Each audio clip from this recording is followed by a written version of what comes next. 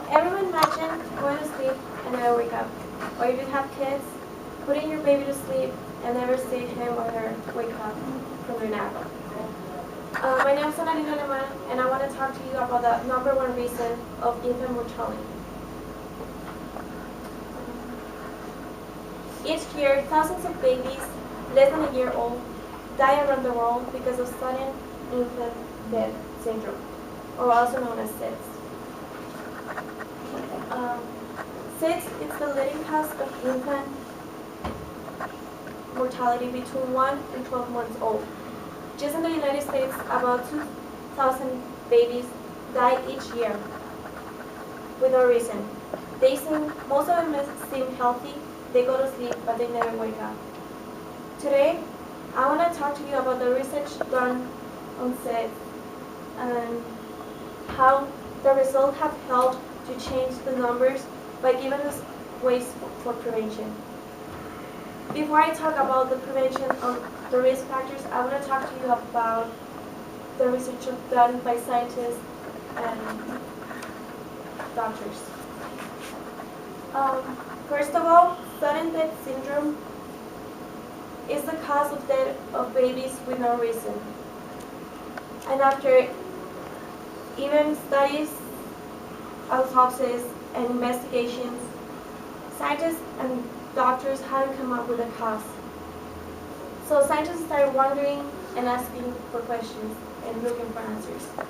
So in Australia, scientists started making studies and comparing cultures to find out those answers.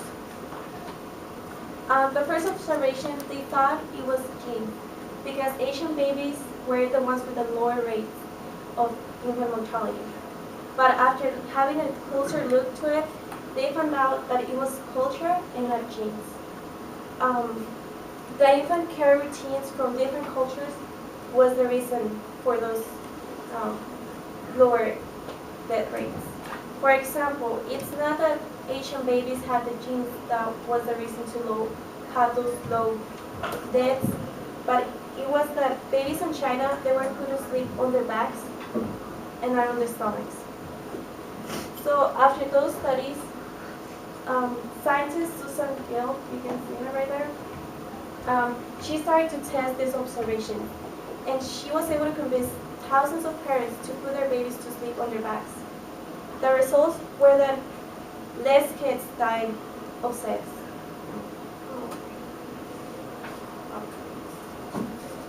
Other scientists and doctors started following her steps. For example, in Holland, deaths of infants caused by SIDS were reduced 40% in just 1 year. Along with these results, scientists were able to find things that have helped us reduce those deaths. In 1984, about 5,245 babies died of SIDS in the United States, but by 2005, only 2,034 died that year, cutting the death rates by half.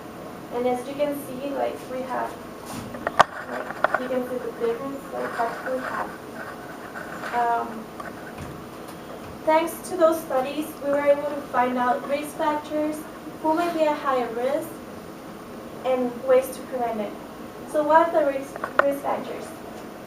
Putting babies to sleep on their stomachs without supervision, the use of alcohol, drugs, or tobacco during pregnancy, teenage moms, low birth weight or premature babies. Now, who's at higher risk? Boys, premature babies, African Americans, American Indian, and Alaska Native cultures. Babies coming from those cultures.